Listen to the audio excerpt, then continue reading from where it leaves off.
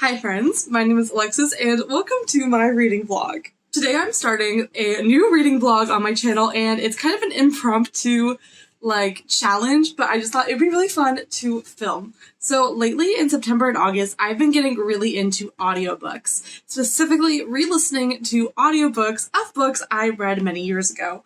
And I recently started listening specifically to audiobooks by the author Kasie West. Kasie West is a long-standing YA contemporary author, and I've read a lot of books by her, easily 90% of what she's written at this point. And I recently began re-listening to her audiobooks. I'm sure you can probably guess where this is going by now, but I'm going to do a reading vlog of me rereading 5 of Kasie West's books that I have already read, but now on audio.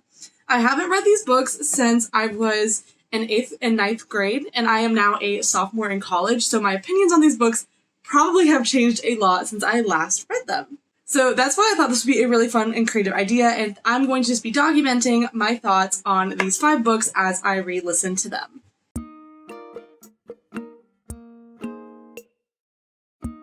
So I spent some time looking through the Libby library app and specifically curated 5 different books by Kasie West. I'm going to talk more about how I felt about these books individually as I read them, but I decided to go for a mix of books that I remember really liking and books I had mixed feelings about, so that way we got a variety of opinions. So these are the 5 books that I have ended up deciding to read for this reading challenge.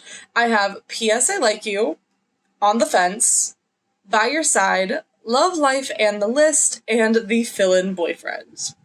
I am so excited to be doing this challenge and to see how my opinions about this author have changed since I was 13, 14 years old, and I'm really excited to bring you guys along for the ride. Hi, I have officially finished the first book of this video and I'm ready to talk about it. The first book I read for this is On the Fence, which is one of Kasie's older books. So essentially On the Fence is about our main character Charlotte, aka Charlie, and she is just not like the other girls because she is a tomboy with 3 older brothers and she's not into girly things. That's it. Honestly, that's a synopsis of the book right there. I wish I could give you a better synopsis, but that's it. Charlie has 3 brothers, her mom is dead, and she has a next door neighbor who she is into, little boy next door action. And that's the basic premise of the book. So the story starts when Charlie gets a speeding ticket and has to get a job because of her dad, and she goes to this little boutique. It's a really feminine, cute little store, and she has to work there, and she instantly feels extremely uncomfortable because it is a very feminine store. And honestly, that's kind of the theme throughout this whole book. Every single time Charlie encounters anything remotely feminine, she instantly gets so in her head and is like, I'm just not like other girls. I'm a tomboy. I'm not like other girls. I don't wear makeup. I'm not like other girls. I don't know how to talk to girls. It's just beyond obnoxious. Honestly, if you were making this a drinking game and we're taking a shot every time Charlie compares herself to another girl and decides that she is quirkier or different because she is athletic and has brothers, you would be drunk 5 chapters in. I wish I was kidding. It was just absolutely annoying and atrocious, and Charlie's only characterization in this whole novel is the fact that she is a tomboy. She's just the biggest pick-me character I think I have ever read. And to be honest, I don't remember On the Fence even really being my favorite when I originally read this book by Kasie West, so I already knew it wasn't going to be my favorite of this, but I didn't remember just how annoying Charlie was with the whole pick-me energy. In terms of other things, the romance was okay. There were definitely some cute moments, but also the love interest didn't feel fully developed. None of the side characters really felt developed. They just kind of fit into very basic stereotypes. He was the troubled boy next door, and each of her brothers kind of had a basic thing, the smart one, the goofball, and the responsible one. None of them had much more going on than that. I think, especially considering how short this book was, they definitely could have taken more time to add length and thought to each of the characters so they were a little more distinct. The other thing I will say is this book tries to handle very delicate and sensitive topics, and I just don't feel like it handles them well. First of all, Brayden, the troubled boy next door who she likes and is like another brother to her, has a abusive father who is an alcoholic. And while that's mentioned throughout the story, it is really not handled well. I don't feel like they give any, like there's no depth to Brayden as a victim of abuse. It all felt extremely surface level and only written in so that he could have some sort of tragic backstory so that him and Charlie could bond at the fence. Because, like, the whole thing is, like, they, like, talk at the fence between their backyards. So I feel like the only reason he was given that story is so he would have a motivation to go outside at night and talk to her. And so he would seem more troubled and mysterious. And it was just unnecessary. And if this was going to be included in the story, which is fine, I just feel like there are a lot better ways to execute it. Additionally, the book also kind of dabbles in post-traumatic stress disorder, as Charlie has recurring nightmares because of a traumatic event that happened in her childhood relating to her mom's death. But I also just didn't feel like the author did research. It almost felt like with this bit, the author did no research and just said, this is what I think abuse looks like, and this is what I think PTSD looks like, so I'm going to write my interpretation of that, and no one's going to fact check it. The main character also definitely has, like, she has repressed memories of her mother, and the way that it's written just, it really makes me feel like the author was like, this is how memories should be repressed, so this is how I'm gonna write it. It felt so Wattpad. This book, it was just so much pick-me energy and so much Wattpad energy, especially with the character's abuse. It reminds me of books I've read on Wattpad when I was 13. Honestly, if I were to have read this book for the first time today, instead of reading it for the first time when I was like 12, I probably would have given this like 1.5 stars. If I hadn't already read it, it definitely would be 1.5 stars. And even as a reread, I'm thinking probably like 2 stars. It wasn't great. It was very fluffy. It is a very quick read, I will say. I did think her brothers were really fun characters, but overall, it really lacked depth. And for a book that was trying to handle such emotionally complicated and traumatic topics, it didn't feel like the author tried. There was like a very basic lack of evidence that made me feel like the author was trying to handle this delicately. You also just wouldn't expect going into a novel called On the Fence with the cover it has to have these hard topics, and there's absolutely no indication that you're going to go into it and face these topics. And I just feel like it wasn't handled well, and it just kind of irked me the entire time, because you're hearing about how he has like the main love interest has this abusive life, but he never does anything besides talk about it that reflects that.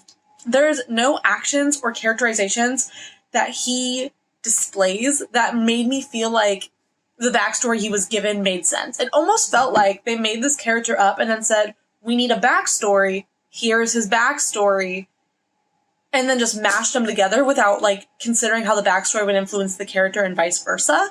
That's it. That's my thoughts. I don't know. On the Fence, not great. I definitely didn't think I was going to love this book, but I also kind of had higher hopes for this one than I thought. And now I'm a little scared that while reading the rest of these books, I'm going to be ruining some of my, like, preteen favorites by rereading them and realizing that they are not very good. So, let's please hope that the next one's better. So the next book I'm going to pick up for this reading challenge is P.S. I Like You. I have a lot higher hopes for this as the second book because I remember really liking this book when I originally read it. I'm also deciding to pick this one up next because it is the one that is due the soonest to my library. So I have a bunch of chores and stuff to do the next couple days, so I'm hoping I can get through it soon and talk about it. But like I said, I really loved P.S. I Like You significantly more than On the Fence, so let's just please hope that that stays true now, because I will be devastated if I end up not liking this book. So I officially finished the second Kasie West book for this reading vlog, and that was P.S. I Like You. So I don't remember if I gave a synopsis already, but so P.S. I Like You is about our main character, Lily. And Lily is again hopping on our Kasie West train of being not like other girls, because of course. But anyways, so Lily comes from a very big family. She has 2 younger brothers and an older sister and a very cramped household. And her family is not financially very well off. They're very quirky, loud, and she kind of feels like they are constantly overwhelming her. And because of the size of her family and everything, she just really struggles with privacy and feeling secure. So One day when she's in her chemistry class, she starts doodling on the desk, including writing some song lyrics, and quickly someone else starts writing back to her, and to the point where they have like a little anonymous relationship pen pal situation going on. At the same time, outside of her anonymous pen pal relationship, she's also having a little enemies to lovers moment with the popular jock of the school whose name is Cade. So instantly this book has the enemies to lovers trope and the anonymous relationship trope between the same couple characters. When I first read this book, I gave it 5 out of 5 stars, and I haven't read this book since 5 years ago, so 2017, which is crazy. But I remember loving this book so much. I thought the dynamic between like the opposites attract characters was really cute, all that sort of stuff. And I didn't hate this on my second read through, but I also didn't love it the way that I once had. I think reading these now as being 19 years old, when I originally read these when I was 13 and 14, I can really tell the difference in my reading preferences now versus then, and what I think is a good relationship and even just good writing. Something I'm very obviously noticing in Kasie West's older work is that all of her characters have to be quirky, unique, and not like the other girls in one way, shape, or form. For example, with Lily in this book, it was her fashion sense. She obviously liked thrifting and mixing up fashion. And for some reason, that was like the biggest, quirkiest, wildest thing about her. But she was just so different because she wore sneakers, so different because she wore thrifted and mixed up fashion, so different because she listened to unpopular music. Like, her entire thing was just that she was the quirky, weird girl, and that she had like curly hair that could never be tamed. And it was just kind of repetitive and frustrating to feel like the main character was only designed with the idea of how do I make her not like other girls in mind, because after that, it felt like there was a lack of characterization for her. Additionally, I felt like this book was better structured and better written than the first book I read, but I also felt like there were spots where it was lacking. For example, I really think that there was a lack of depth and understanding in this book, and all the characters read as very juvenile. Now, I won't say that a 16 or 17-year-old, whatever age these characters are, is necessarily going to be the most mature and functioning person, but I also think that at times the characters were just so dense that it was frustrating. Because as the reader, it's obviously very clear what's going on outside of the character's perspective, but it felt so obvious that it really bothered me that the characters wouldn't get it. I will say, I did like the big family aspect of the story. Overall, I did think the romance was cute, and I think that's about it. Honestly, with the likes of this book, I felt pleasantly neutral, for lack of better words, about this. Like, there were some things I disliked and some things I liked. It didn't necessarily stand out to me as an amazing romance, but I also didn't hate it or have a lot of cringing moments. The only thing that really irked me, as I've already said, is just that I'm not like other girls mantra that was going on and on throughout the entire novel. But overall, this was a very quick read and honestly kind of refreshing. Kasie West's books tend to be pretty light and not handle sensitive subjects in general.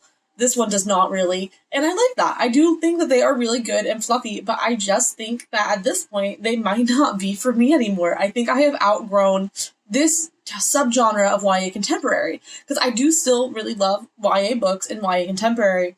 But I would say that this subgenre of which Kasie West is writing is very time-specific to 2010 to 2014, where all the main characters are very quirky and unique, and technology isn't a big thing. Like, phones aren't really brought up very often. There's a lack of pop culture references. These books feel very dated by when they came out. If I read this book now without any prior knowledge, I would have guessed it came out somewhere between 2008 to 2015, because of just how the writing is and how the socialization aspects of the book are, what is deemed quirky, and the fact that the author even goes as far to call the main character quirky and make her such a quirky character over and over, because that's just not something you see in YA contemporary anymore the way that you saw back. Overall, I don't think this was a bad novel, but I also didn't love it. And honestly, partially through reading this, I almost decided if I was just going to cancel this blog, because it was really hurting my brain to realize how much I don't love these books anymore. Because at one point, these books were like the cream of the crop, the highest books. Like, they were at the very top of my list. I loved them. They all got 5 stars. So I almost quit this blog because I was like, it's almost hurting me to look back and be like, wow, I dislike these books now because they're not very good. But I'm deciding to keep going with it because I also think it's really interesting to see how much I remembered of these books, because I remember a lot of these books, like a astounding amount of them. So I think I'm going to keep going. P.S. I like you restored some faith in me after reading the first book, which I really did not like. However, I still won't say it is my favorite from her. It was good when I liked it back in 2017, but now I think from an original 5-star rating, I would move it down to a 3-star rating.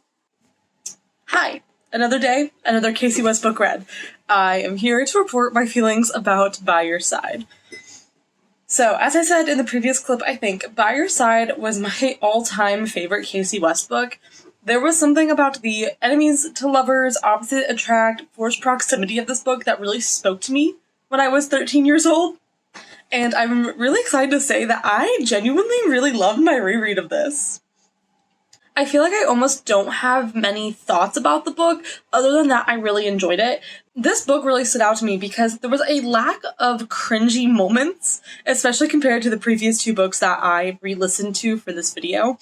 I went into this with lowered expectations, honestly just really hoping that I was going to like it and not fall into the same issue I did with the first couple books, which was that I found that they were very telling of the time that they were written in and that they were honestly cringy now. But I can happily say that I don't really feel like By Your Side did that. There were definitely a few iffy moments where I felt like certain dialect or writing could have been better or was telling of the time, but overall the story itself didn't have the same I'm not like other girl-isms that I felt with the first 2 books. The biggest thing that stood out to me with this book was the anxiety representation and my feelings about that. But being very open, I have an anxiety disorder and I've always been a very anxious person. It's part of my life and it's something that I've learned to cope with over many years. So reading this anxiety representation now versus when I first read it 5 years ago was very interesting to me because when I first read it, I remember thinking that it was really well done. But reading it now, I feel like it was a very juvenile attempt to explain what anxiety was. And this is a pattern I'm very quickly noticing in all of Kasie West's books. I feel like in her stories, she tries to cover these difficult and emotional topics, but the way she does them really juvenilizes them in a way that makes them feel inappropriate, for the lack of better words. They feel like they're lacking the emotional maturity and depth that they should.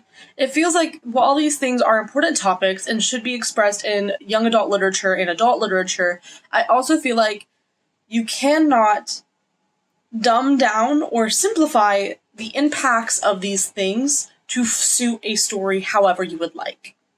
And as much as I just sat here and shitted on this book, I would like to say I did like it. I did enjoy rereading this, and I'm probably going to continue to give it a 4 or 5-star rating. The plot of this book involves the 2 main characters being locked in a library together, and I loved the forced proximity trope. I think it creates such a good tension, and all their scenes in the library are really cute. I like their Sunshine-Grumpy dynamic with her being Sunshine, him being Grumpy.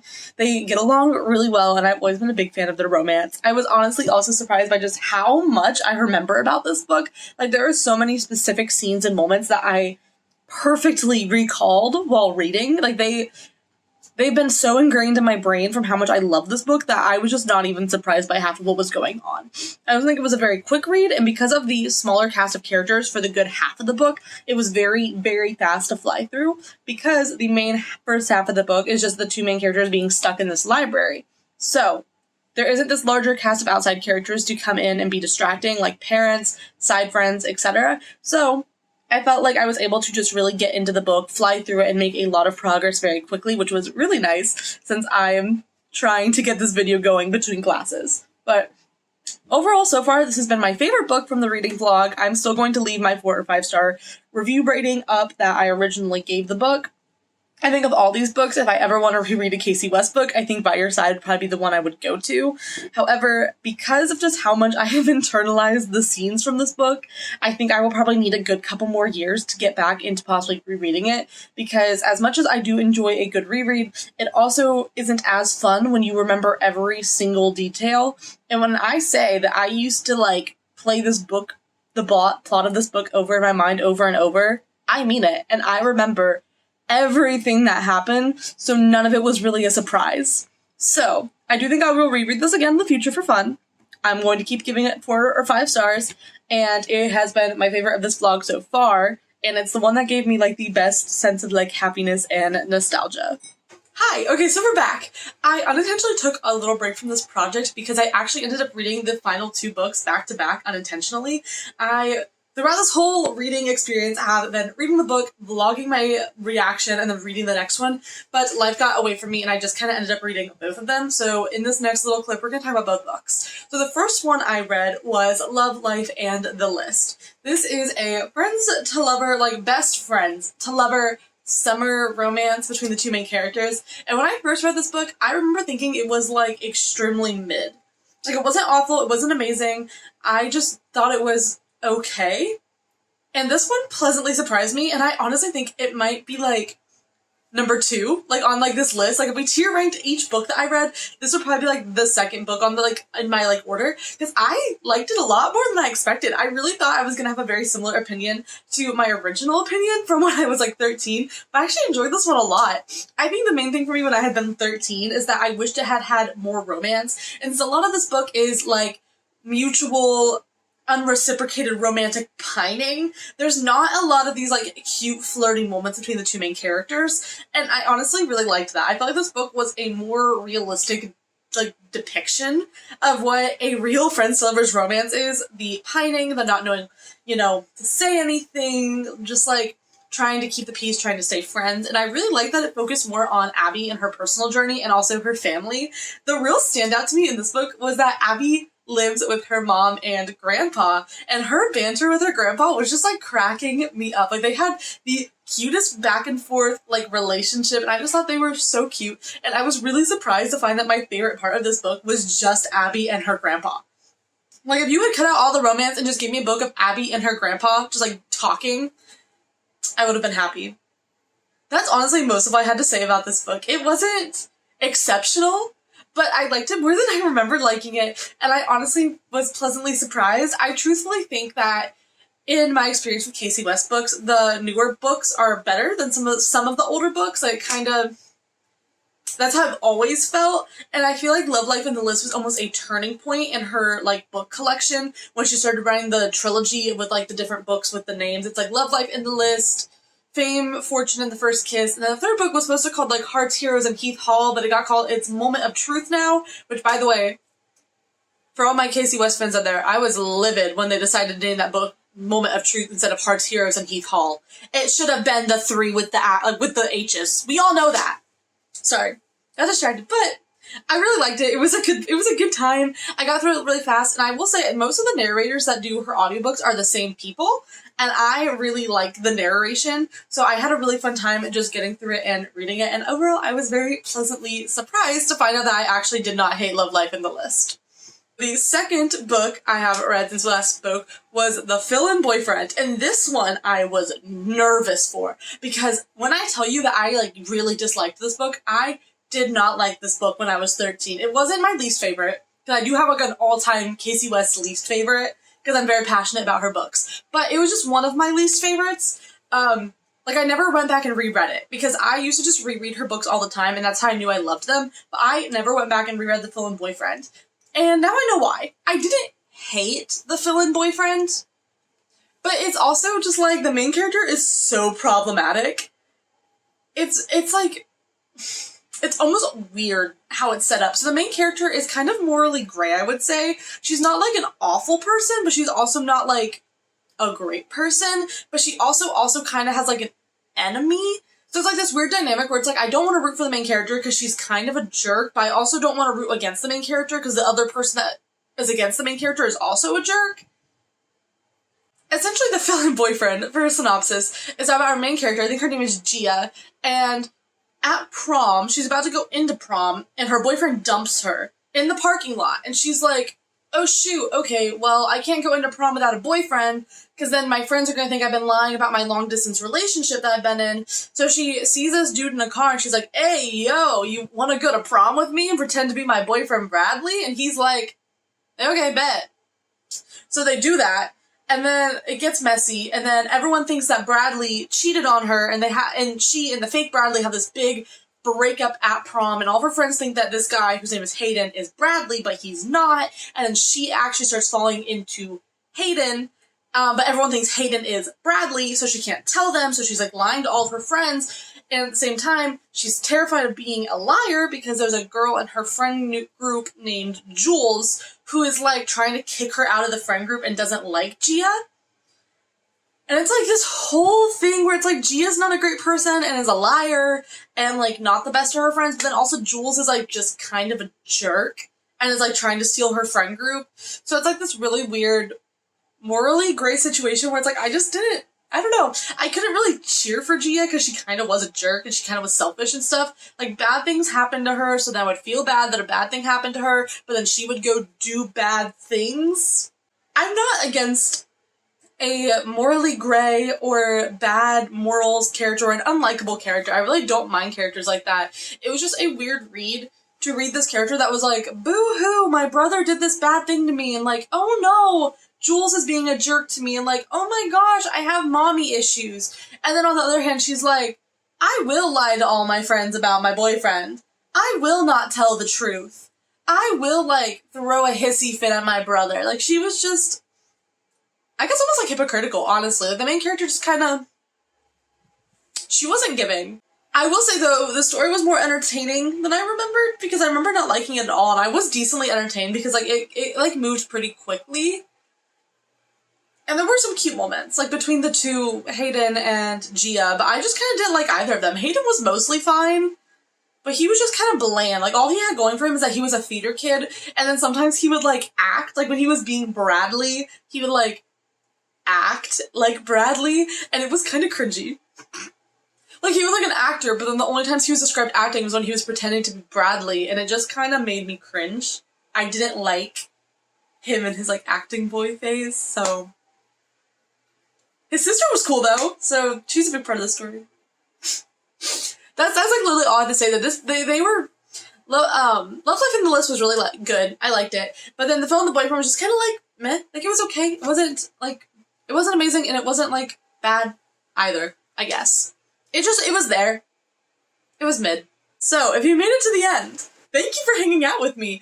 This video was something that I've been really excited to do, and it's taken me a long time. So if you sat through this and read with me or just listened to all my thoughts on these books, I just want to say thank you so much for hanging out with me in this Kasie West reread reading vlog. I had such a fun time doing this. I really want to do more videos like this in the future. So if you would like to see that, please comment or like a DM me on Instagram, whatever you want to do. I would love to do more like this, and I would love to find other authors to reread and talk about, because I have been reading for so long now. There's so many books I would just love the chance to reread and think about how I like them now. But anyways, again, thank you so much for watching. If you feel so inclined, you can subscribe, follow me on Instagram, all that type of stuff. I'm very active on Insta in case you want to see more frequent updates. Thank you so much for watching, and I cannot wait to make another vlog like this, and I will see you in the next one. Bye!